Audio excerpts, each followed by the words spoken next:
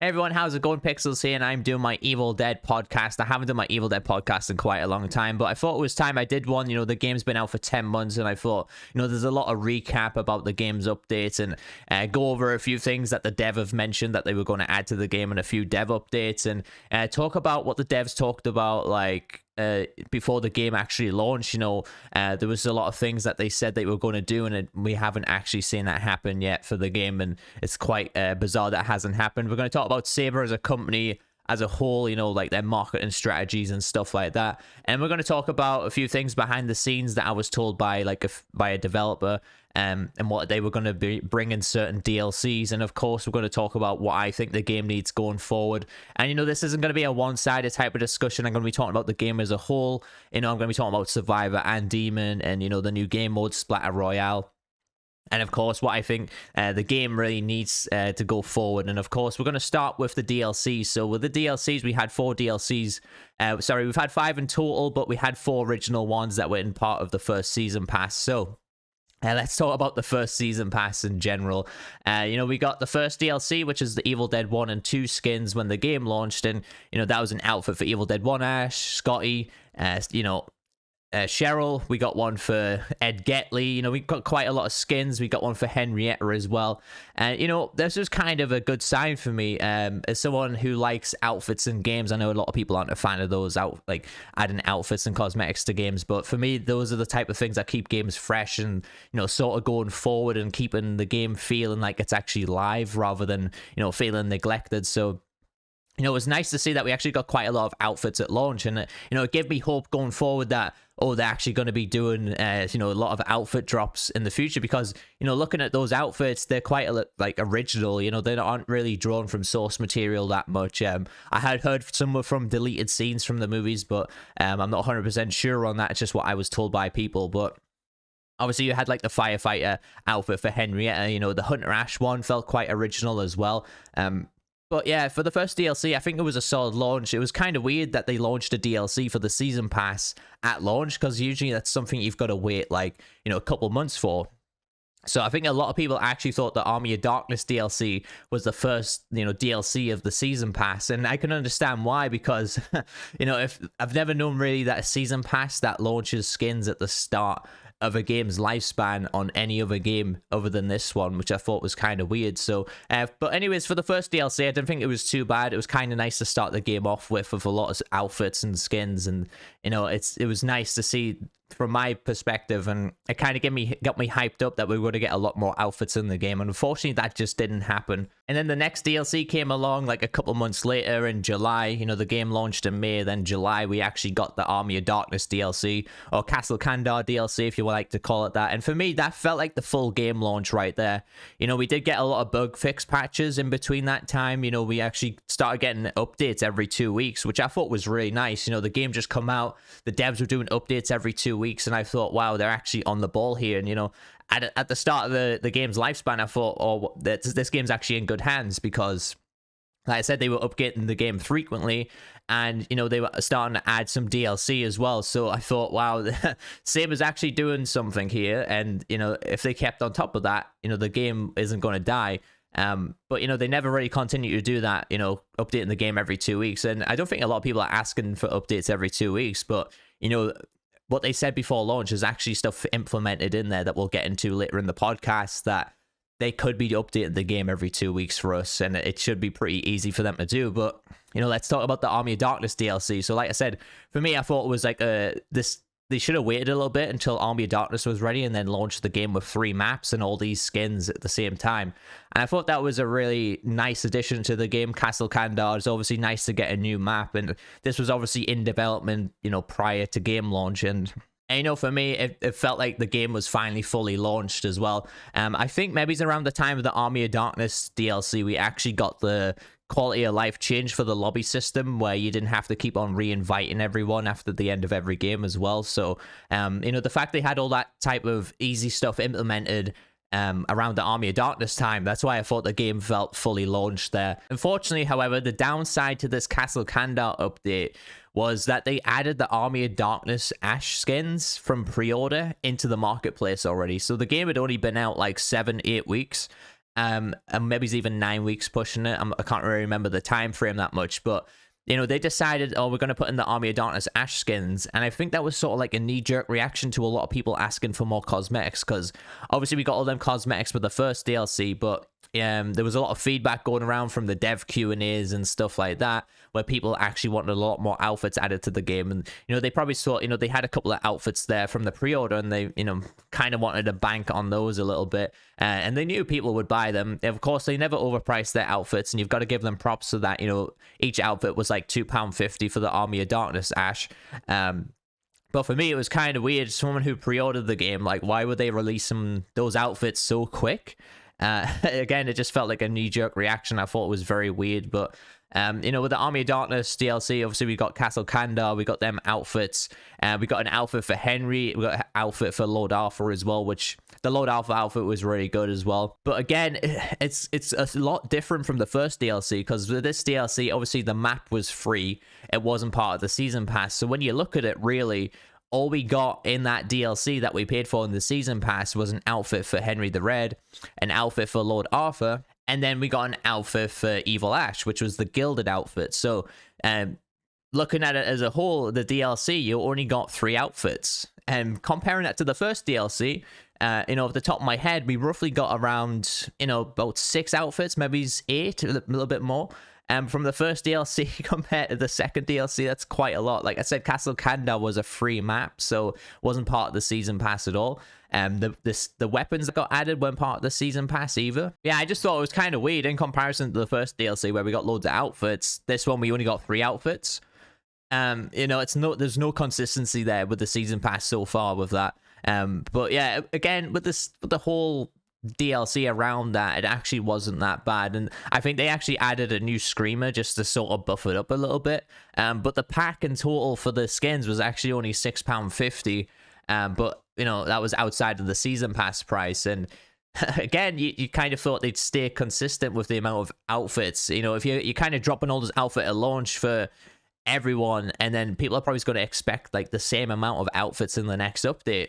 Sadly, we didn't get that, and unfortunately, it kind of brought the DLC down a bit. The free stuff was good. The season pass stuff was actually really bad, and for me, it wasn't really worth the money, if I'm being honest. And so we're going to move on to the third DLC, which again come out about 2 or 3 months later, which was the remake DLC, or the reboot DLC, whatever everyone wants to call it, with Mia Allen and David Allen. So we got Mia and David there, 2 new survivors, which again I didn't think was too bad. They're pretty solid survivors. Mia got an outfit as well. And then outside of the season pass stuff, we actually got Plaguebringer, which was a free demon. So Plaguebringer, a lot of people probably thought Plaguebringer was meant to be made for the Castle Kandar stuff. And actually, I didn't hear from a developer about Plaguebringer until after Castle Kandar come out. So I don't think she was even close to being ready for that launch, and they did manage to push her with the remake stuff. But actually, what I was told from a developer was that there was going to be 3 new survivors in that update. Whether they just, mistyped or something, I kind of speculated a little bit that Eric was supposed to be in that DLC. But unfortunately, like I said, we only got 2 new survivors, and then we got an outfit there. So again, we're falling short on what we were, with consistency across the season pass, we're really not finding it here. There was nothing for Demon, again, for the season pass stuff.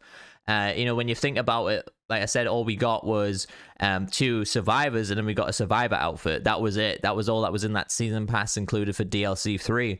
On the side note, though, Demon did get people did get a free demon to play as, which was Plaguebringer, and again, it wasn't really a great update, and they added, again, some pointless weapons. Like, we got another crossbow. Again, we got a crossbow in the second DLC with Army of Darkness. They added the syringes, which, again, very weird weapons to be added for a DLC on Evil Dead the game. And like I said, DLC 3, it was sort of good. Of course, we got the new mission as well. I'm not sure. I think the mission was also free content.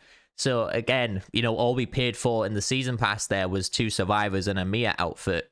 And, that's actually priced, separately from the season pass. It's priced £8.39. So, you did pay about £20 for the season pass. You are probably getting your money's worth here. But again, there's no consistency in the updates here. So we got all the skins in the first one. DLC 2, we got a few outfits, and that was it. And then DLC 3, we got 2 new survivors and then an outfit. It was just kind of all over the place here. So yeah, for DLC 4, we actually just got a bunch of random Army of Darkness stuff again. So this was released around Halloween. So we got the Ash Halloween outfit. I'm not sure why that was put into the season pass as part of this DLC. That seems like an outfit that we probably should have got for free with it being around Halloween. And then we got the Ash Sellsword outfit. We got a Henry the Red outfit. We actually got another Henry the Red outfit. And then we got a Lord Arthur outfit again. And, you know, this stuff felt very rushed. And obviously we got the blacksmith on top of that. But, you know, this stuff felt really rushed put into the game. I felt like they had other plans in place that maybe do Ash versus Evil Dead content around that time. But instead they just thought, like, you know, who's to say they haven't had this stuff made for quite a long time? And they've been like, well, you know, the Ash versus Evil Dead stuff is, you know, not ready or hasn't been approved by the IP holders yet. Let's just throw in some random, you know, Army of Darkness outfits and an Army of Darkness character, and then throw in the mission, because you know, they said that we're going to get 10 missions throughout the game launch. I think we've got about 8 missions in the game now, so they've actually got 2 more missions to make, which, you know, one of them was supposed to be Adios Elagos, and a lot of people thought that was cancelled, and what I was told is that that's actually getting remade. So maybe they wanted to remake Adios Elagos and decided at the time to just kind of throw in some random Army of Darkness stuff. And you know, for me, like I said, it was a very random DLC, and you know, just looking back through that season pass, the consistency just wasn't there. It was really bad. Like I said, you got a bunch of outfits in the first one. The second one, you got you got 3 outfits. DLC 3, you know, you got a couple of survivors in an outfit, and then this last one, you got a bunch of outfits in 1 survivor. There was no consistency there whatsoever throughout that season pass. And you know, if you're doing a season pass, and I think if a lot of people come from Dead by Daylight, you were probably expecting, you know, maybe at least a demon and a survivor each DLC, you know, and a few outfits thrown in there. And sadly, that's not what we got. Obviously, demons can be a bit more complicated to make in this game, but, you know, if you were going to stick to your plan of, you know, what we expected from the first DLC, we should have been getting that across all 4 DLCs. And for me, that's why I thought the season pass was very flawed. Ultimately, I was glad they got rid of the season pass method, because, you know, they could not keep up with the consistency throughout the DLCs. And on top of that, you were kind of limiting yourself to when you could release content, where, you know, just say if they released DLC 2, the Army of Darkness stuff, and then all of a sudden, you know, we got some random skins like a couple of weeks later, and people probably thought, you know, why is that not part of the season pass? You know, you're kind of limiting yourself to 4 DLCs that way, and otherwise people are going to get pissed off. And, you know, people are getting pissed off in anyways, but, you know, you're going to be pissing more people off if you're releasing stuff outside of them 4 DLCs and it's not part of the season pass. So it was kind of good they got rid of their season pass method, and, you know, they just started releasing bundles instead with the new DLC. But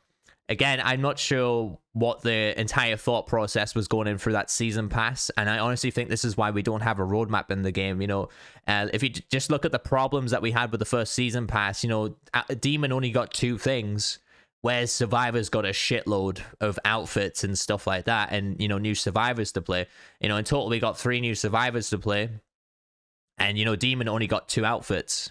And of course, Survivors got a lot of outfits to go with their, you know, cosmetic wise, to change their characters up, because, you know, cosmetics for me make a little difference, where, you know, like, it makes the game feel it gives the game a bit of variety, you know, where you can change things up a little bit. You know, you get bored using the same outfit all the time. And again, for the first season pass, and I hope it was the last season pass, it was a massive fail for me.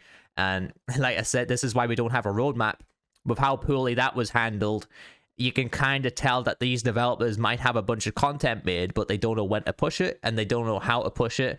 And again, this just falls into Saber being terrible at marketing and, you know, decision making on that front. So yeah, so that I just thought I'd review the first season pass. I thought it was really terrible, and I'm glad they're moving away from the season pass method. That was actually part of my feedback that I sent directly to Saber about, you know, getting rid of the season pass and start releasing bundles. That way we can get content into the game faster, and we don't have to rely on people at set dates being like, okay, we're going to expect this, you know, we're going to expect 4 more DLCs, but Again, I suppose if we had a season pass, we'd know if they were doing more DLC. Of course, they're going to be doing more DLC, but from the way they've had things planned out, I don't think Saber's actually capable of doing a season pass, and it's not really something that works well in ASIM games, if I'm being honest. You know, ASIM games should be live service games. They should not be using outdated methods of season passes that only work really in games like Back 4 Blood, Left 4 Dead, and, you know, all those types of games like that. So yeah, I'm glad they kind of listened to my feedback, and hopefully you guys left some feedback about the season pass and that they moved away from that, you know, medieval method, if you were. It's very outdated. So Prestige update was also the next update we got after that. It wasn't long after the Halloween update. The Prestige update is a very controversial one. A lot of people kind of like it because it's something to grind for, and then a lot of people hate it because the grind's too much, and I understand both sides here. You know, when I'm playing the game, I'm like, well, at least I can work on my challenges towards this survivor. But, you know, sometimes the grind just feels too long and it feels pointless, to be honest. You know, the rewards that you get, I would not have done a prestige system where it actually buffs up survivors and the killers, or the demons, sorry. There's no reason why people should be hindered by not playing the game and falling behind the rest of the player base. So, as we were talking about my last stream, someone come in, it was a new player to the game, and he was kind of struggling, saying, you know, I'm playing Demon, but I'm coming across like Prestige 5 players all the time. And, you know, it happens to me as well. When I hop on Demon, I don't have any Demons prestiged. And, you know, it's kind of frustrating to see, like, okay, so I don't really have much of a chance here, because if you work it out, you know, survivors actually get like plus 20 skill points in total throughout the team. So each survivor gets an extra 5 skill points to add to their skill tree there. So you're kind of combating against 20 skill points here versus only an extra 5 if you have a Prestige 5 demon. And however, if you don't have a Prestige 5 demon, you don't have any demon prestige at all, you fell behind the rest of the player base there, and it's just ultimately making your gameplay a lot more difficult here. And, you know, people do like a challenge, but, you know, I shouldn't really be forced to have to play one side all the time just to keep up with the other side, if that makes sense. And the same thing goes for me, really, when I play, like, you know, if I play against a Prestige 5 demon as a, you know, a non-prestige Scotty, I kind of don't really like doing that, because it feels like, you know, if the game's going bad, you know, our team gets wiped out, I'm kind of forced to swap to my Prestige 5 Ash all the time, and I don't want to have to do that. And that's why I thought the Prestige system was really bad. It really fucked with the game's balance in a bad way. And not only that, but, you know, the rewards were terrible. I think with most Prestige systems, people were always expecting adding more cosmetics to the game. You know, if they did like 5 prestiges like they have, made it less of a grind, you know, give people an outfit at the end of the last prestige. You know, one of the prestiges can give you new finishes on that character. The other is like a reward for, you know, if you want to keep a fucking Screamer in there, keep a Screamer in there, even though I think the Screamer rewards were absolute dog shit. And then, you know, just adding stuff like weapon skins, character skins. That's what a prestige system should be. It shouldn't be buffing up a character to the point where he's in absolute god mode. Like, if I put an actual build on my Army of Darkness Ash, he is fucking unkillable. Like, straight up unkillable. I can 1v1 a demon for a long ass time. It won't work well at the book phase. However, because I can tank him up so much, it gets to the point where he takes absolutely no damage with his potion, stacked with a bunch of seasoned survivor stuff, and, you know, loads of damage reduction. Like, it's just absolutely crazy how much of a tank I can make that character and make him unkillable. And again, this is why I thought the Prestige update was absolute dog shit.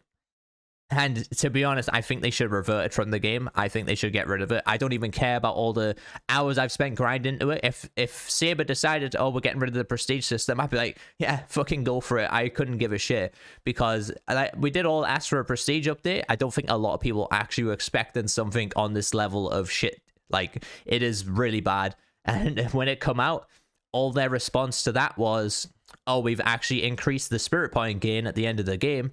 And, you know, you earn pretty much double what you earned last time. And profile level wise, you earned like 40,000 spirit points. But again, that wasn't enough to keep going through the prestige system. And, you know, it's kind of ridiculous when you think about it. You know, you go through all those challenges that some of them are like win 66 games. From the queue time standpoint, that's going to take a lot of fucking hours playing the game to do that. Even for someone like me who streams the game 4 to 5 hours a day. You know, a lot of people aren't going to have my type of time on their hands, and they're not even going to get someone past Prestige 2 for the amount of time that they play, and it's going to be a massive struggle there. And again, they're going to fall behind the rest of the player base that have people prestiged up, and they have a benefit of playing the game a lot more than someone else because of the sake that, you know, they can grind their character up to be more powerful. And I'm not sure who come up with this prestige system, but and it definitely wasn't quality tested. I'm not sure who thought, like, across certain classes we needed to have the same challenges going across. Like, I had a challenge on my Army Darkness Ash that was, you know, 3.1 million damage. That is not a good challenge on someone like Army Darkness Ash, because he is designed to do finishes. So again, it was the same with El Jefe. I had to do headshots on him. Granted, you know, the headshots don't take a long time, but it made me change my gameplay up just for the sake of prestige in the character. And again, it was a horrible mess. It wasn't well thought out, and it was very lazy. Let's just be honest there. It was a very lazy prestige system, and I think they should have just released it as a beta. If people didn't like it, take it away, rework it, bring it back to the game. That's what they should have done. And sadly, that's just not what happened. Clearly, it feels like they don't play their own game. It doesn't get tested, and that's why we've ended up with such a bad prestige system. So yeah, I think a lot of you agree with me about the prestige system then. It's absolutely dog shit. And, you know, there was a few other balance changes. I'm not really going to talk about them too much, but, you know, there was a balance change where they added like 4 dodges to leader, which to me was kind of weird. But, you know, balancing wise, the game has kind of been all over the place. Like, at the start, you know, Demon was actually quite strong, and then they just started nerfing Demon, and then they started nerfing Survivor even more. It was just, I don't know what they're doing in terms of balancing here, and that's going to be one of my next topics, but we'll get into that in a bit. And we're going to talk about the last DLC that they just added, which was Ruby. And so Ruby has released in a terrible state, unfortunately. You know, she has 4 aura buffs. You know, talking from the Prestige update to Ruby DLC, this was like 3 or 4 months without any content added to the game, by the way. And, you know, you got 3 or 4 months here, and all we got was Ruby, Splatter Royale, which, again, we're going to talk about. We got some outfits for Pablo, we got an El Jefe outfit, and we got an outfit for Kelly. And, of course, we got a couple of new weapons, which was the grenade launcher and the scythe. So, as an update as a whole, I don't think it was too bad. However, Splatter Royale should not have even been introduced into this game. You know, a lot of people might be thinking they only worked on Splatter Royale from the last update to this update. That's not true at all. I have known about Splatter Royale since before Castle Kandar got released, or just around Castle Kandar release. So, and I was told by a dev that actually took months of negotiating with the IP holders to actually get put into the game. So when you look at it at that point, they've been working on Splatter Royale for quite a long time, and it's quite concerning that they worked on it for such a long time that for a game mode that nobody asked for, it was kind of like something that they wanted to put into the game, which is fine. You know, it's their game at the end of the day. But talking about what Tim Willett said before launch, who is like, you know, the face of the game before launch, basically, he's the guy that used to do all the interviews and stuff. He actually said that, you know, we'll be looking at the player-based feedback and what the players want in the game and what type of game modes. If people want more game modes added to the game, we'll be adding more game modes and more outfits and all that good stuff. And of course, that just felt like a lie because, you know, they released Splatter Royale. Again, a game mode that no one asked for, but it's just something the devs wanted to put into the game because they thought, you know, doing a battle royale in a horror game might be something unique and it would get a lot of players involved. And I was also told that Splatter Royale wasn't supposed to even be in this DLC. It was supposed to be something that comes out a bit later on. This DLC was supposed to be a bunch of different content that we actually didn't get. So for me, they kind of just rushed out the Splatter Royale release, and you can kind of tell because the mode is absolute dog shit. And I think, you know, the queue times for that mode fell to about 30 minutes for some people. I'm not sure why that could have happened. I'm not, to be honest though, that game mode is absolute dog shit. I was kind of excited for it when I was told, oh, there's a battle royale coming for the game. I was like, oh, this could be interesting. I played a couple of games of it, and I was like, yeah, they kind of wasted a lot of manpower and time coming up with this shitty game mode. For the sake of maybe trying to cater to a player base or some new players that are totally away from the Evil Dead scene. And for a game like Evil Dead, and since launch, everyone has asked for a Horde mode. And that's not to say a horde mode isn't still going to come to the game, because me personally, I think there is going to be a horde mode. I was never told if there was going to be a horde mode coming into the game. But for me, I really hope there is going to be a horde mode, and it needs to be fully fleshed out. You know, Splatter Royale released, and it, you know, you can only play solo. You know, you have a lot of people teaming on that game mode. Not only that, but the skill trees. What the fuck are the skill trees about on that game mode? Why did we even have skill trees in a battle royale? You know, this is some Realm Royale bullshit that people... If anyone's played Realm Royale, you had the classes there, and again, it's probably the worst battle royale in existence, and for some reason they wanted to sort of copy that type of game and add classes to it. And, you know, oh, let's buff up my melee damage by 1.3%, but, you know, that's going to take away 2% of your health. I'm not, like, why even bother doing that? Like, just put everyone to base stats, give everyone 3 dodges, let everyone loot for loot and get some good weapons, and then let's fucking go for it from there. Why even bother having shitty fucking classes attached to that game mode? I have absolutely no idea what they were thinking.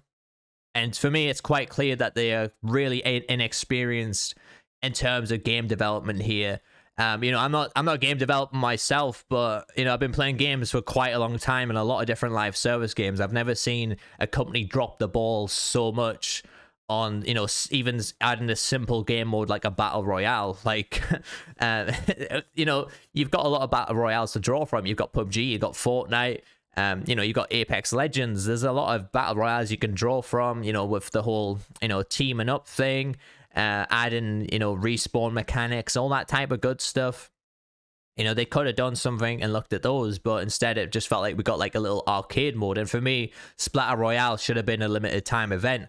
It's something that should have been released for about 2 weeks and then taken away from the player base and be like, oh, this game mode will return in like a few months' time, around, you know, summertime or something like that. And, you know, that could have got people hyped up if they did like the mode, to then bring it back. But the fact we have that game mode set in the game now, and to be honest, a lot of people aren't playing it anymore. The only people who really play that game mode is because of the whole solo type of ideal, where it's like, you know, maybe he's waiting for people to come online for your squad to play the actual game mode, which is the ASIM mode. And of course, adding the Splatter Royale thing also kind of jerked up the fucking menu system on the game, where you go to your collection, now you have to hit collection and they're asymmetrical. I don't want to be fucking doing that. I don't be choosing between 2 different things, and I might just sound like a whiny bitch about that, but, you know, it's very counterintuitive, and again, it kind of falls back to the game's actual UI interface and quality of life changes that we probably should be getting. And again, we'll talk about that later on in the podcast. But yeah, the DLC as a whole was really bad. Ruby released in such a broken state. She's still fucking broken. You know, leader aura bug, that was absolutely terrible. How they actually didn't even play test this and avoid it happening in the game is beyond me, because it was something very easily replicated. And of course, you know, Ruby is still busted. And for me personally, I don't play Ruby because I know how broken she is, and I stay away from her. You know, having a survivor in the game that has a cooldown reduction, you know, a damage reduction, and of course stamina regeneration, and then she gives a damage dealt buff as well. Why did they think that having Ruby with four buffs on her aura was a good idea? Granted, you need to get the pink fuck to get some of the buffs, but still, it's a pretty terrible mechanic to introduce to a new survivor, because then it just makes the game sort of pay to win, you know. Of course, we also got an Elagos outfit, and again, the Elagos outfit, sadly, the Elagos outfit felt like something we should have got for Christmas. So, Christmas, the holiday, it's around that time, they actually tried to push for something to happen for the game. Unfortunately, they couldn't get it out in time. And to be honest, it felt very Elagos skin. Not gonna lie.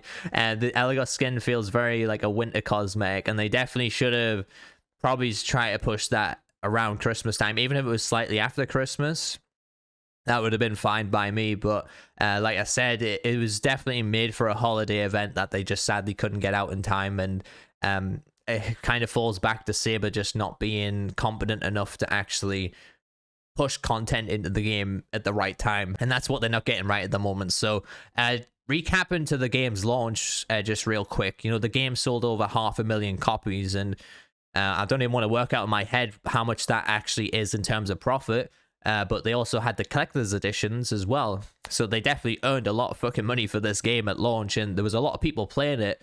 And, you know, they were doing frequent updates at launch, and it's sad to see the games fell off so much right now. So yeah, waiting so long for the last DLC and actually getting some balance changes there, it was just ridiculous, to be honest. 3 or 4 months just to get Ruby, to get a few outfits in Splatter Royale game mode. No. And just there's no way. For me, they've definitely got a lot of content made that they aren't giving us at the moment. You know, Splatter Royale was definitely chucked in here because of PlayStation Plus stuff. You know, the game went on PlayStation Plus. They thought, oh, let's get a new game mode in our game, thinking that's going to be a really good thing. And, you know, PlayStation Plus players are going to get turned on seeing a fucking Battle Royale in the game. No, I don't think that ever happened. Most PlayStation Plus players actually play the ASIM mode. They don't give a shit about the Splatter Royale mode. And, you know, if I got the game for free on PlayStation Plus and I loaded it up and I was like, you know, Splatter Royale is showcased as the first game mode, and I went and played that, and I got absolutely just, you know, butt fucked off 2 people teaming or whatever, I'm probably just not going to play the game again. Not sure why they pushed this game mode to be the be-all, end-all of the game. You know, this is the ultimate game mode. It's really not. People should just ignore this game mode. It should actually just be removed from the game or chucked to the side. Fair enough if people actually like it. It's something to mess around in or whatever, but at the end of the day, you know, there's a lot of issues surrounding the ASIM mode that the game was actually fucking marketed to be an ASIM horror game. Why are we drawn away from that? You know, like I said, at least a horde mode wouldn't be too bad. Most people actually, like a lot of people, you'd be surprised, play Survivor versus AI in this game.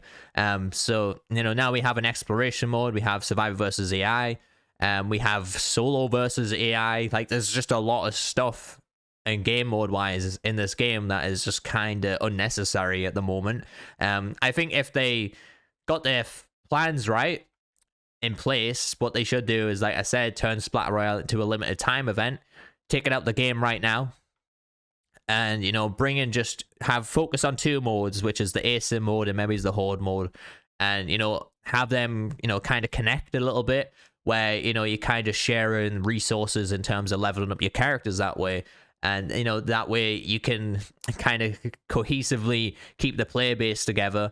People playing horde mode and then people playing the ASIM mode, and, you know, the queue times are going to be absolute dog shit. And, of course, going back to the Prestige update, and I knew this was going to happen, at the Prestige update, I said, why the fuck did they release a Prestige update around the time the game went free to play on Epic Games Store? Because, again, it felt rushed out just for the fact that they were putting something, you know, making the game free on a platform for a limited time. Why I don't understand that mentality there. Of course, like, maybe they think, you know, people are getting the game for free and they see that, oh, the game's got a prestige system, and then, you know, anyone with a right mind will look at that prestige system and get turned off immediately from the game. And, you know, they probably just thought, oh, people are going to see there's a grind to this game and they're going to want to keep playing the game. That's just not what happened. And I'm not sure who's in charge of all these decisions. It's Saber or whatever, but, you know, just looking at every single content drop so far, it has been, you know, overall about a 3 out of 10 for me, not gonna lie. And in the way things have been handled, the way things have been rushed into the game, that they've been to me, they always just feel rushed in. They don't feel finished, and they don't feel like, you know, looking at maybe just the Army of Darkness DLC and the, you know, the first 3 maybe's DLCs, stuff wasn't actually, I don't think it felt rushed in. Everything after that just felt rushed in, and I wouldn't say it's in the demand of the player base. It's they're adding stuff that isn't finished when they probably have stuff finished, if that makes sense. They're releasing us unfinished goods when, you know, finished goods exist, but because of these certain alterations to having the game go free to play on a certain platform for a while, they're like, oh, let's just push this in here because we think that might work in terms of keeping the player base involved, and it's just not working for them. They need a new strategy. They actually need to get a fucking roadmap in place and stick to it. Like, it doesn't care if the game's going free on any platform. Literally fucking stick to it. If it was me, right, and the game was about to go free to play on Epic Games Store, I'd make sure that my game had quality of life stuff in place before releasing on the Epic Games Store for free. I'd make sure that my DLC was being thrown in people's faces. You know, the game doesn't have a fucking store section on the main menu. How bad is that? All it has is check add-ons, and that's it. The only way anyone that's new to the game is going to decide if they want to get a DLC is if they actually go into their collections, look at their characters, and be like, why is this character locked? You know, I've had people actually come to me in my stream being like, how do you unlock Ruby? Like, they don't even know that she's part of a DLC. And again, this is all down to Saber not knowing what the fuck they're doing with this game. And it's, you know, for me, it's very frustrating because it's easy stuff to know. It's easy stuff to do for the game. I don't understand why we're kind of tiptoeing around being, like, all secretive about our DLCs and stuff. Like, just get the fucking content in the game, get the quality of life changes in the game, and then focus it on the balance. And at the same time, we're starting to do stuff that's, you know, kind of not really that complicated, but they're making it look complicated, and it's, I don't know, it's just a pain in the ass. But yeah, recapping DLC 5, huge missed opportunity for me. Like, for me, it should have been Ruby, Chet, and Ball. A lot of outfits for Survivor would have kept the game a lot more fresh. You know, maybe some balance changes thrown into there as well. And, you know, like I said, it was just kind of a letdown. Okay, so moving on to the next part of my podcast, I want to talk about if we were lied to before launch. And for me, I definitely think we were. You know, like I said, why are we taking so long to get balance changes in the game? You know, we're waiting 4 months to get a balance change. And, you know, before that, there was actually the blue hunting rifle used to have 255 balance bar damage. That was a bug. Well, it wasn't a bug, but, you know, they kind of just added a number at the end there by mistake. So Tim Willits actually did an interview. I think it was on Laflin's channel. Is it Laflin? Something like that. So he did an interview or a Q&A with him. And he actually said that the game, in terms of updates, should happen really fast because we have servers in place. So everything's done on the back end. People won't be required to do an update to get balance changes. So that means, like, the health, the damage numbers, all that, and, you know, weapon stats, that's all done on the back-end server. None of that's actually done on the game itself. And so I'm not sure why, you know, with that in place, why we're not getting balance changes faster. So he said that, you know, we can look at stuff on the back end and we can adjust stuff accordingly as the game goes along. I don't think that's happened once, honestly. Again, it feels like we were just lied to before launch about that balance changes wise, that should be happening a lot faster. If he said what he said was true about the stuff being done on the back-end server, I'm not sure why it's taken so long. And now I'm just going to talk about Saber as a company in general and as a whole. So marketing strategies around Saber have been terrible for a long time. To be honest, I was kind of hyped that they got hold of this game because of World War Z, and being a World War Z fan from the game, it was actually a really solid game. You know, they actually did a lot of DLC for that. People didn't act like this is a game that people played and didn't ask for DLC for. But Saber thought, oh, let's add DLC anyways. So they added DLC for that game. You know, they did quite a lot of updates for that. And I think it's been since, like, the last year or so where Saber's really felt like a villain in terms of marketing. And it feels like it's like getting blood out of a stone, you know. Of course, you know, it's not, they don't really owe us anything at the end of the day, but it's frustrating for me being an Evil Dead fan and seeing the game sort of die off because they can't do simple things like market the game well. But, you know, look at their marketing strategy in a whole. Like, they marketed World War Z to get Horde Mode XL back in the summer last year. They said, you know, World War Z, Horde Mode XL going to be released in summer 2022. Nothing happened. It didn't come out at all. We got a few updates for World War Z, and that was it. World War Z Aftermath as well before that got announced, and then it got released 2 weeks later. There was no hype build up again.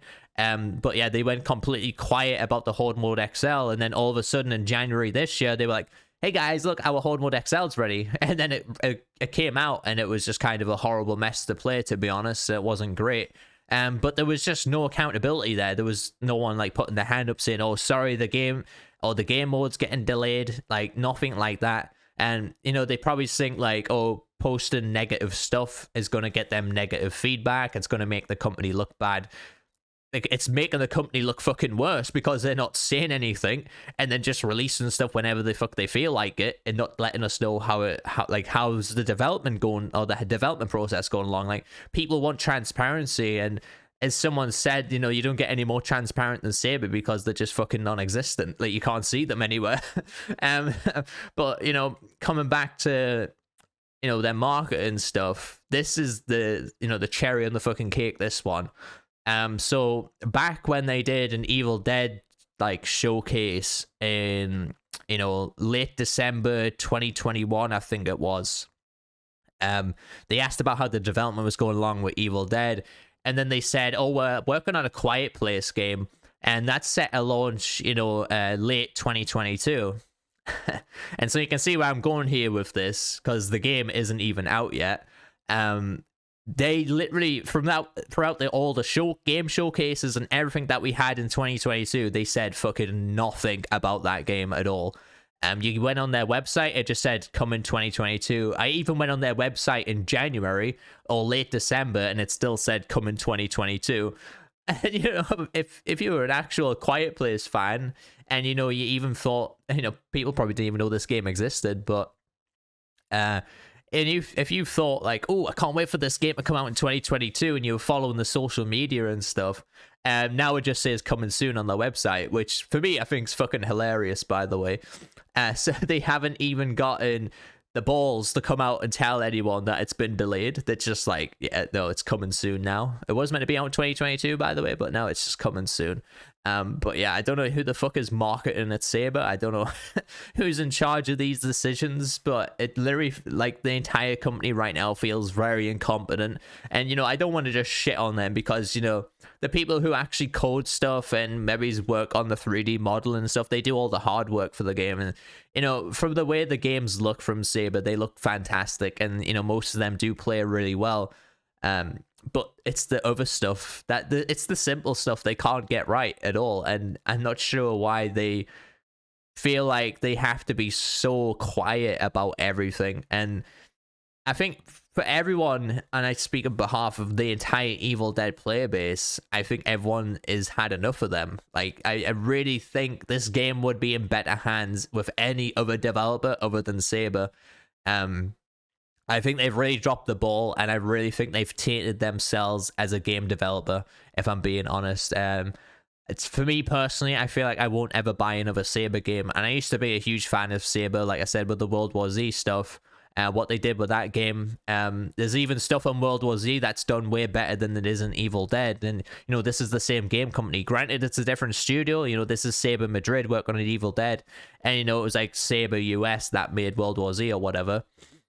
You know, it is a big company, and it's owned by an even bigger company like Embracer Group, who's like a, you know, multi-million or billion-dollar company that, you know, they own like the rights to Lord of the Rings and all that good stuff. You know, the Embracer Group, they own like 126 game studios, and then Saber has like 6 studios underneath that as well. So maybe it's even 8. I think they have quite a lot of game studios under their belt now.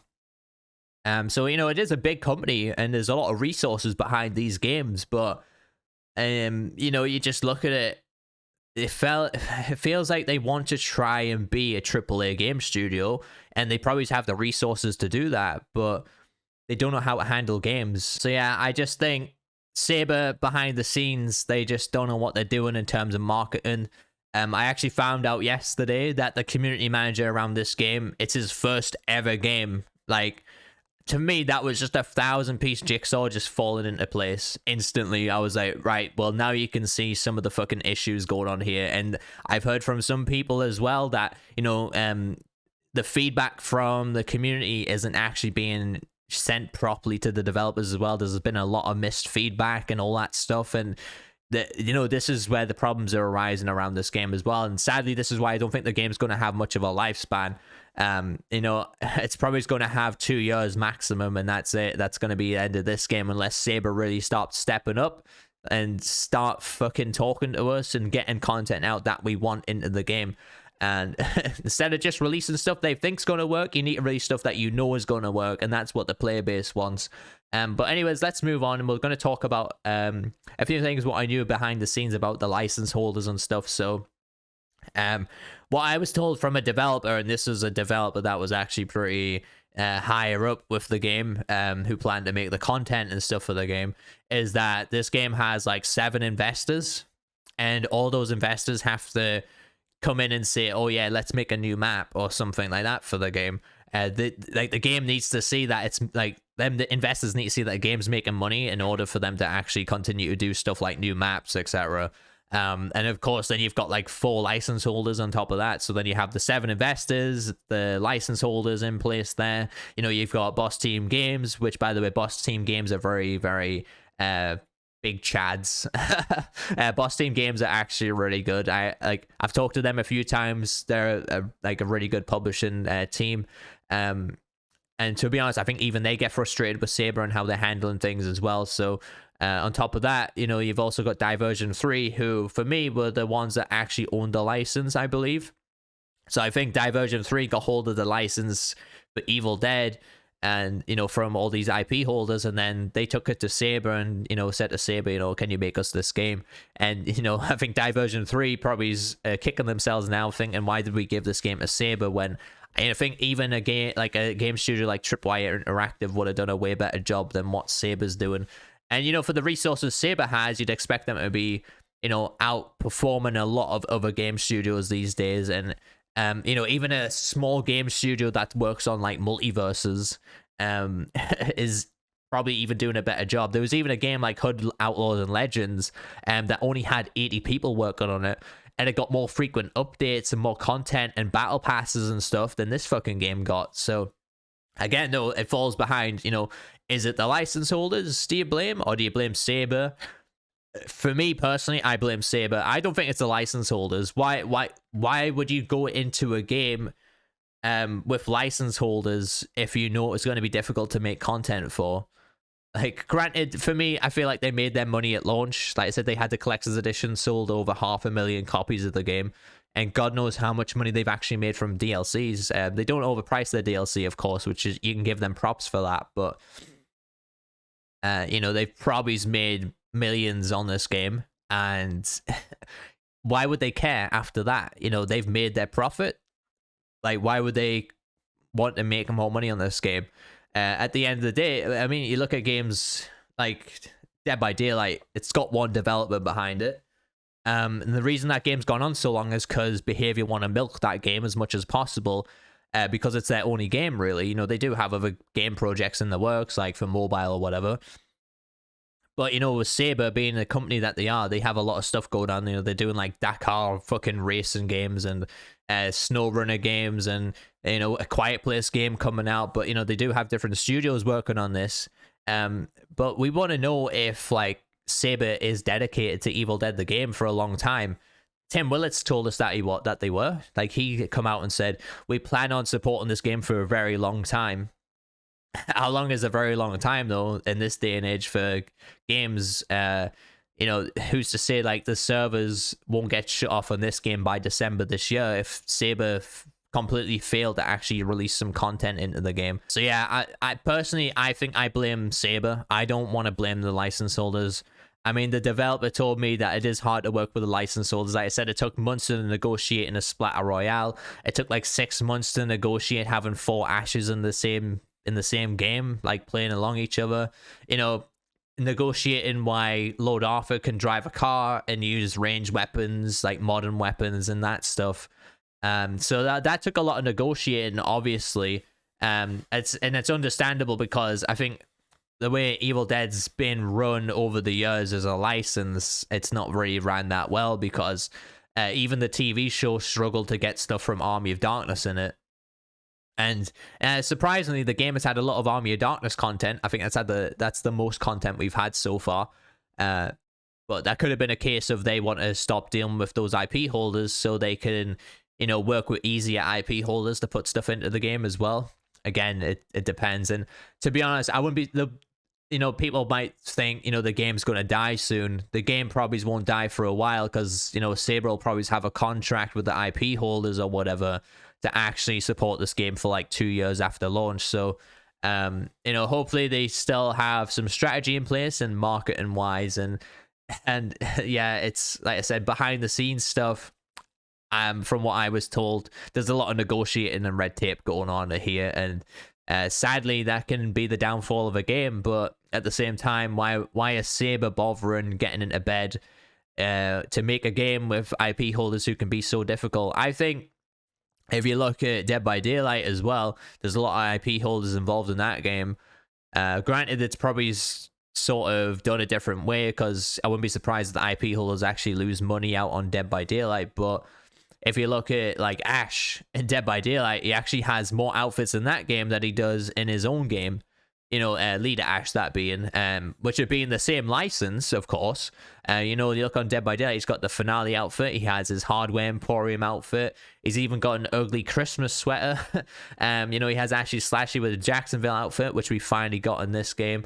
And sadly, we don't have Ashley Slashy yet. And then you had his default outfit, and then he got a bloody cosmetic on top of that. So you look at all that, you know, there's like, you know, 6 outfits for Ash and Evil Dead, for Ash and Dead by Daylight, or 5 outfits or whatever I worked out. So yeah, there's like 5 or 6 outfits for Ash and Dead by Daylight, and then you look at him in Evil Dead the game, which is his own game, and you know, people see Leader Ash as probably the face of the game as well. Like, he is the main character here. Obviously a lot of people like the older movies, which is understandable, but you know, in terms of the TV show, I think a lot of people got into Evil Dead from the TV show as well. So everyone thinks Leader Ash, or he is the main guy. And, you know, he's only got 3 outfits. And, you know, this is 10 months into his own game. He's only got 3 outfits. It's not a good look, to be honest. You know, Amanda still doesn't have her outfit, which was leaked back at launch. So this is what I'm saying about Saber probably has a lot of content made. They don't know how to fucking put it into the game. Like, they don't know how to showcase it. You know, back at the Castle Kandar, again, this is something that happened behind the scenes with me talking to a dev. The dev actually told me that, you know, he sent me some screenshots of the new map. These weren't shown to anyone, by the way. At the time, it wasn't marketed at all to anyone. I was seeing some screenshots of the new map. I kept it all quiet, of course. But right now, I'm not really bothered about keeping stuff quiet, because, you know, the way this game's being handled, I couldn't give a shit. But he told me that we have this was like, I think 2 weeks or 3 weeks, I think it was maybe 2 weeks before Castle Kandar actually come out. He says we have the map ready, and we have loads of screenshots and stuff, but the marketing team doesn't know how to show it to everyone. And that's a developer telling me that. And it's, again, it just feels so incompetent, and it pisses me off, because I'm like, you don't know how to show a fucking map to a player base, and you're trying to do DLC content and keep the game alive, but you don't even know how to show a new fucking map to a player base. I'm sorry, but it's very simple stuff here. Like, get a group of people together. It doesn't even have to be fucking content creators. Get some random developers together to play on this new map, and just show us around the map. It's not that difficult. It really isn't. Like, when I read that, it really pissed me off. I was like, how does a marketing team not know how to showcase a fucking new map being added to a game? It just blew my fucking brains out, honestly.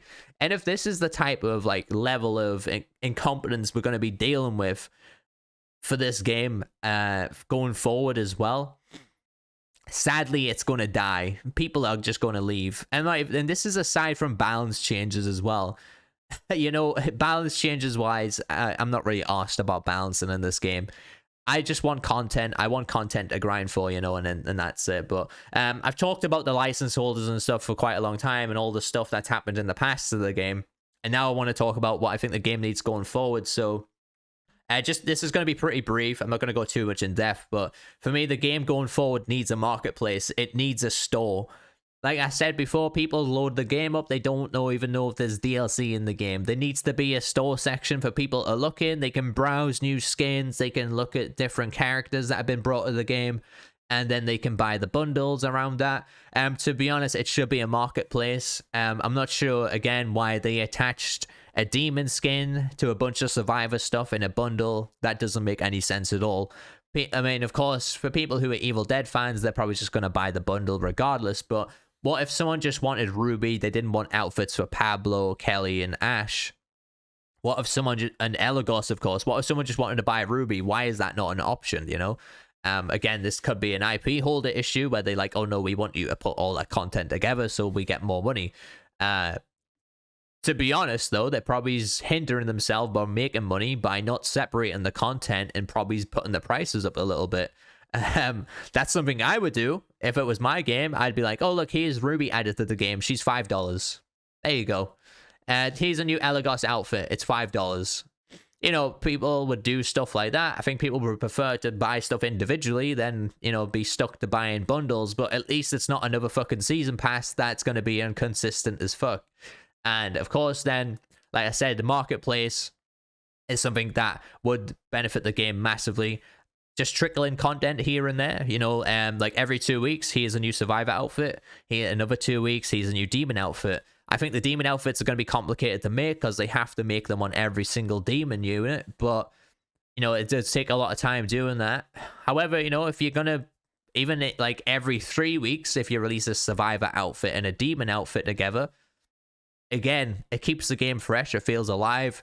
They're going to be earning more money from that. Why has that not been happening in the first place? I do not know. And like I said, they don't even want to have a store function in the game at the start, so it's pretty bad.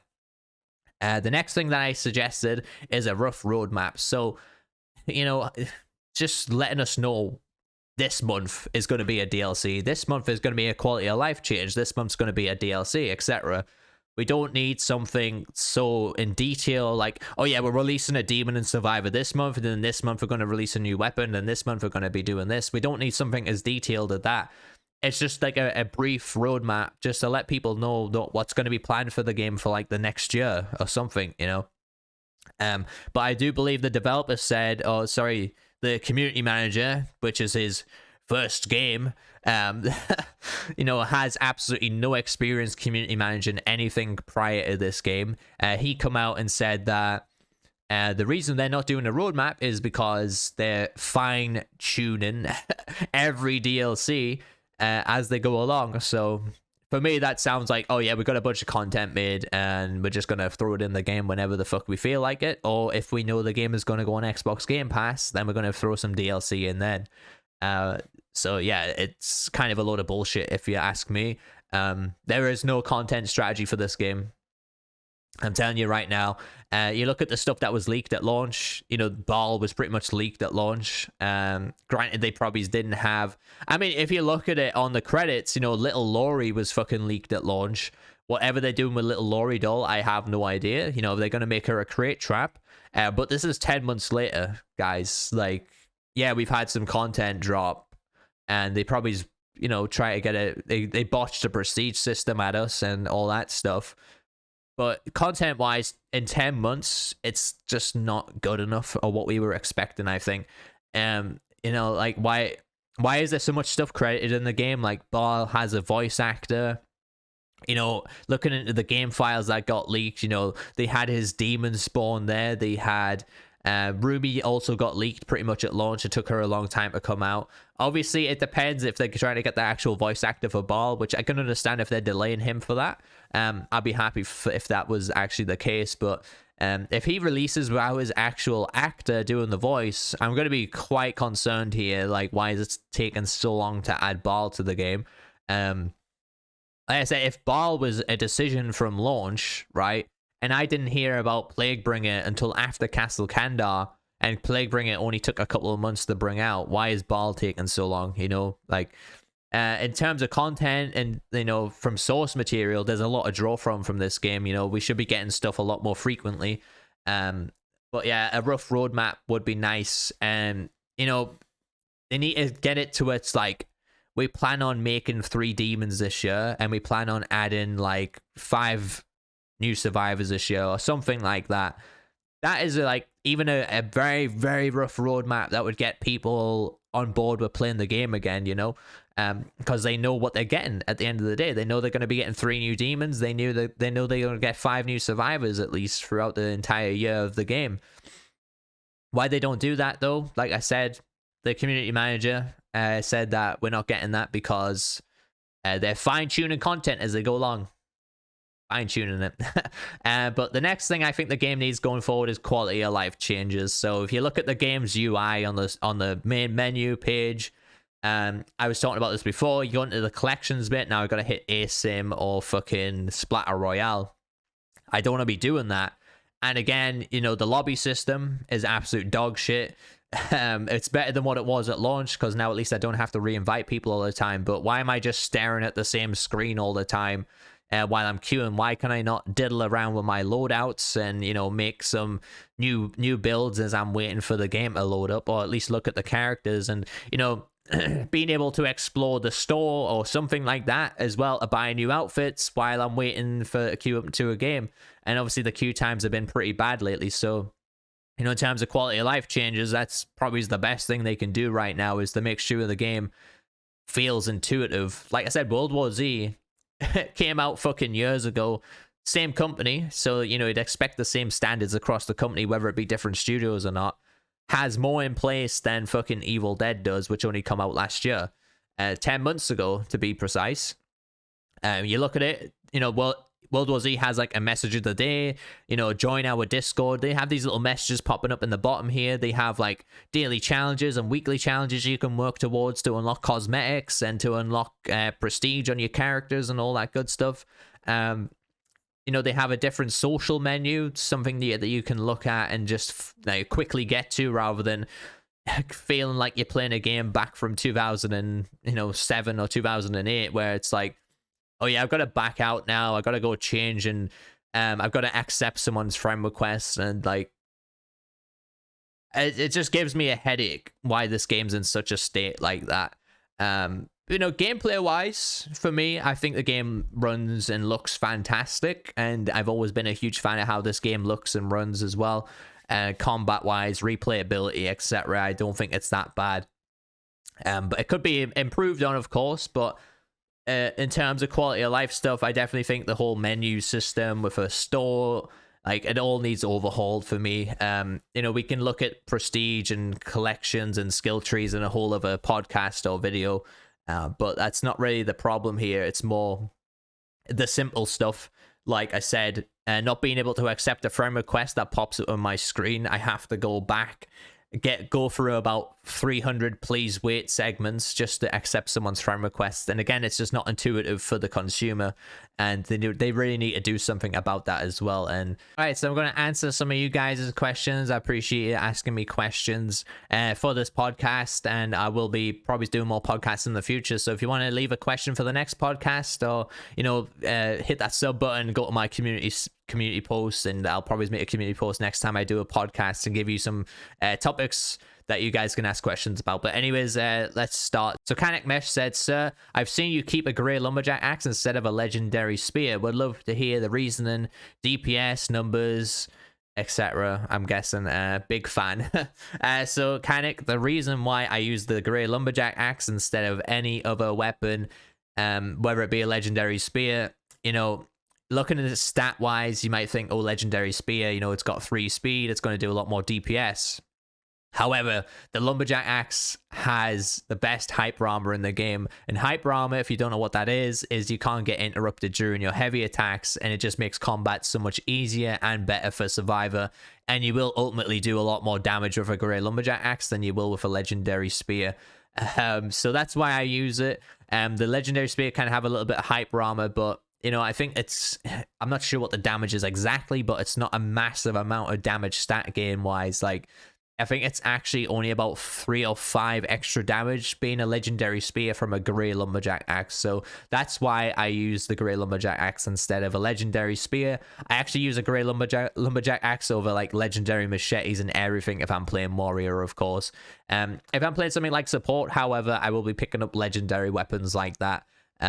But yeah, as warrior, I always stick to a grey lumberjack axe because it is like the best weapon to use in the game. Okay, so we have another question from Hotshot18. My guy Hotshot says, should Evil Ash have a pirate skin and command his army? So yeah, one of the things I said about Evil Ash a long time ago, you know, he should be like an actual necromancer. You know, obviously he does spawn in skeletons, he resurrects skeletons, so it does give him the necromancer type of role. However, I've always said, why can't Evil Ash command his skeletons to attack a certain survivor? With how slow Evil Ash moves, without his animation cancelling, you'd think he'd have some abilities like that, which I think would be really cool and actually make the character feel a little bit more dynamic and a bit more intuitive to play better than, you know, what he currently is, you know? He feels like a very basic character. He can be really fun to play with the flautist and stuff like that. But I think being able to like send there's certain things you can do here where it's like it sends like you can have like a little red holographic image in front of you, and if you press a button, it'll send like even like some ghost skeletons towards the survivor. So he has like a little bit of a ranged mode, if that makes sense. If they didn't even do that, like I said, commanding his army, where it's like, you know, you get a little aura highlighting different survivors here, and then you can like say any skeletons in your aura go and attack that survivor. You know, the survivor can deal with it obviously with some iframes, but it's again, it would be a different dynamic play to playing Evil Ash and be a lot better. As for a pirate skin, I think a pirate skin would work definitely, as long as he gets a little skeleton parrot on his shoulder, of course. But yeah, thanks for the question, Hotshot. I appreciate it. Okay, so we have another question from Steve Evil. Says, do you think it's a missed opportunity that Saber isn't using the hype for Evil Dead Rise to get more players to the game, or do you think they will wait until the release in April? So I believe Evil Dead Rise stuff has probably already been made in the game, and you know, I go back to what I said about the Army of Darkness, the second DLC that we got for Army of Darkness, why it was rushed. I said it was probably Ash vs. Evil Dead stuff, but I think around that time, Evil Dead Rise was actually supposed to be released. So I think they were actually supposed to put that out in October. So I think they're going to be released. They're probably going to be saving the release of content in April. But yeah, in terms of, like you say, it is a missed opportunity that Saber isn't using the hypes for Evil Dead Rise. To be honest, Saber doesn't know how to hype anything up, unfortunately. So when Evil Dead Rise comes out in April, they're probably just gonna do a little few retweets of Evil Dead Rise trailers and, you know, reviews like that, and then they'll start putting their own spin on things, saying like, hey, we're going to be getting Evil Dead Rise content in this game. You know, such and such is going to be a new survivor, and she's going to be able to use the chainsaw and stuff like that. In terms of, you know, overall, like I said, the marketing for Saber is just not great, so they don't know how to hype anything up, and it is a missed opportunity, of course. So yeah, to answer your question, it's definitely a missed opportunity, and they will probably wait until April or around the release of the movie before they actually start talking about putting the content in the game, unfortunately. But yeah, thanks for the question, Steve. I appreciate it.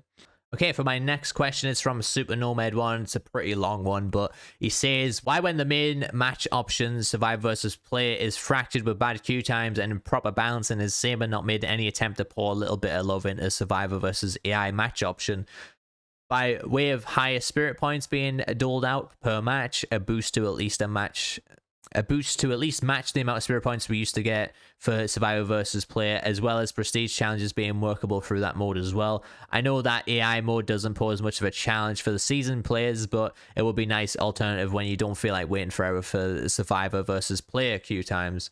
It's a good question, and ultimately it boils down to, you don't want to draw people away from your main game mode. Of course, like you said, the queue times is already bad in the main game mode.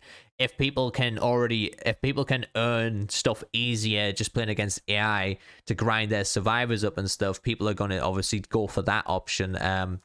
I see what you're saying though about obviously being the long queue times, not gaining much spirit point rewards and stuff playing against AI. And for me personally, I don't even think the game should have a survivor versus AI mode at all. That should just be a horde mode. And again, I wouldn't be bothered if people went from the asym mode to the horde mode. That way at least it's very difficult. And as in terms of working challenges for the prestige, again, I don't think that's a good idea to have in the AI mode, because people would just farm that stuff because it's easier. You know, you don't want the prestige stuff to be too easy for survivors. Of course, Demon can't even play against AI, so you don't want the stuff to be too easy to earn for survivors that way. But I see what you're saying, and for me, I think what a better method would be is if they did a horde mode, make the horde mode very difficult, and at the end of the horde mode, just say you got to like wave 30 and that was the end, and you played it on the highest difficulty level, and you managed to get like 1.5 million spirit points for completing that, or 2 million spirit points or something. I think that would be a more effective method. You'll like expect a longer gameplay session as well. You know that like a horde mode to level 30 could take like a couple hours.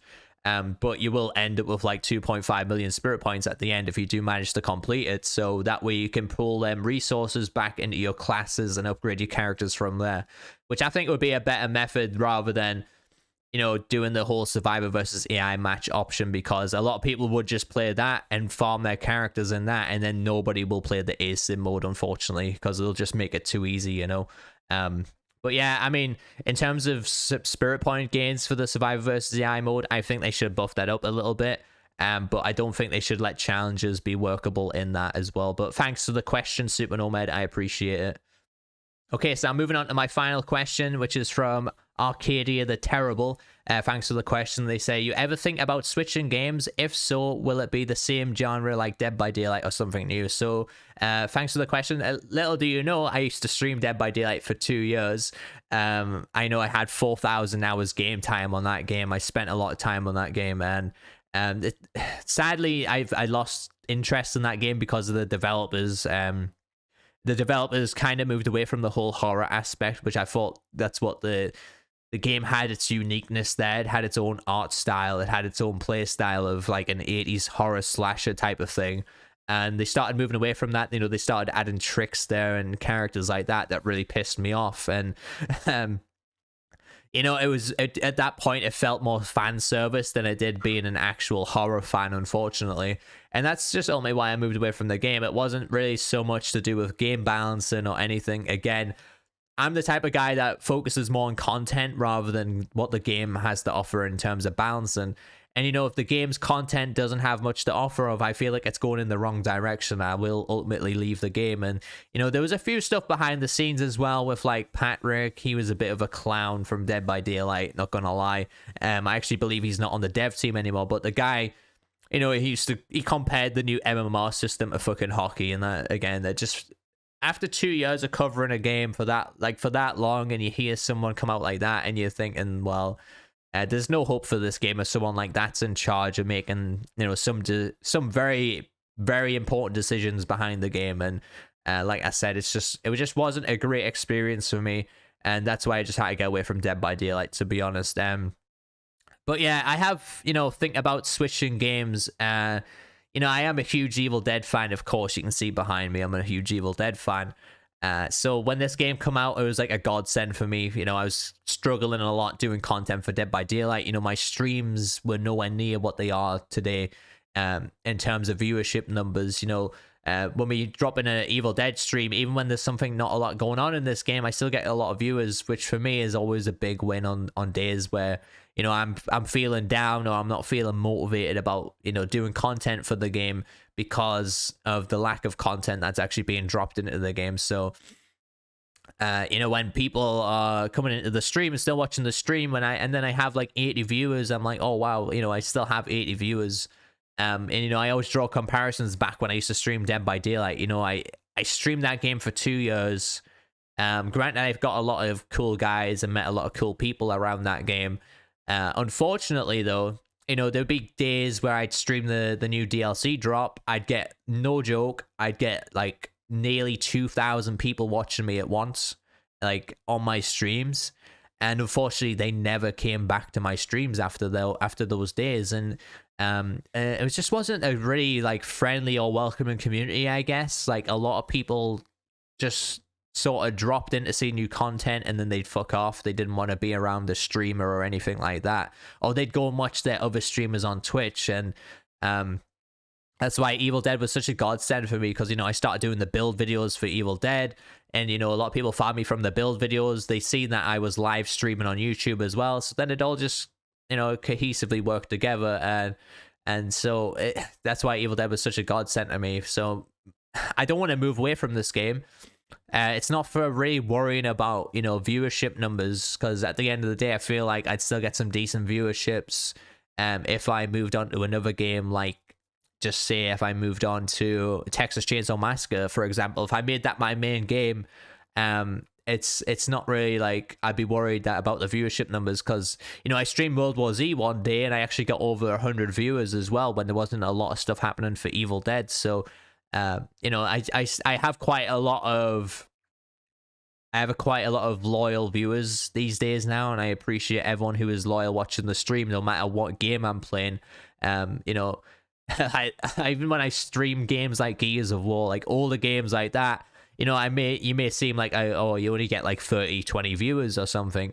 Back when I streamed Dead by Daylight, no matter how many viewers I had on those days of the new content drops, you know, I was averaging 14 to 20 viewers.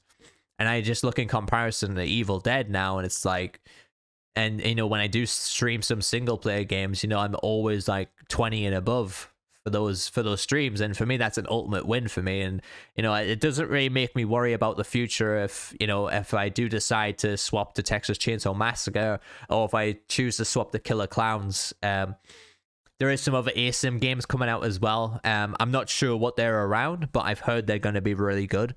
And you know, this is stuff that hasn't even been announced yet to to anyone at all.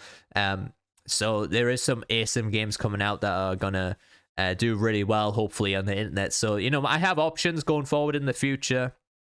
So I do think about switching games quite a lot, but for the foreseeable future, I think Evil Dead will stick to my main game. Even when Texas Chainsaw comes around, you know, if Evil Dead's still getting some content drops when that game drops, I'll still be covering Evil Dead as my main game. So, yeah, I mean, it was a short question and it was a long response, but I appreciate the question. Hopefully I've clarified a lot of stuff up for everyone for that. But yeah, I'm going to end it there, guys. Hopefully you've enjoyed my podcast. This has been a very long one. Usually my podcasts only go on for 45 minutes, but I felt like there was a lot to talk about. There was a lot to discuss, and there was actually a lot of stuff I didn't get to talk about that we'll probably save for another video or podcast. But hopefully you guys enjoyed listening. Hopefully you guys enjoyed watching as well. I am going to try and do more like this. If people enjoy the podcast type of format, I will try and do this. It takes quite a lot out of me talking for like an hour and 20 minutes straight. But, you know, like I said, there was a lot to discuss for the game. And ultimately, we really needed to discuss a lot of things and Saber's incompetence for the game, and just to vent some frustrations. And hopefully you will all agree with me, and hopefully you guys enjoyed the podcast. And leave me a like down below. Let me know what you guys think of the podcast as well. If you have any questions about stuff that I've talked about in this podcast, feel free to leave them down below as well, or you know, any comments that you'd like to make as well. If you'd like to agree with some of my points that I made, it's fine. If you want to disagree with me for a lot of stuff as well, it's understandable. You know, a lot of people won't agree with me about adding marketplaces to the game and stuff like that, but you know, and content creator wise, you probably won't get a bigger Evil Dead fan than me right now who's playing this game, and someone probably doesn't hold the same amount of passion as I do behind the game. And you can probably tell with the way I've been talking a day in this podcast that I'm very frustrated with Saber as a whole company at the moment. And like I said, hopefully something gets done about that. But yeah, hit that sub button, guys, if you are new to the channel. I do stream this game Monday to Thursday as well. I do a lot of build videos to help you guys out on Survivor, of course. I don't play much Demon at the moment. And thank you guys so much for watching. I've been Pixels, my awesome viewers. I'll catch you guys in the next one.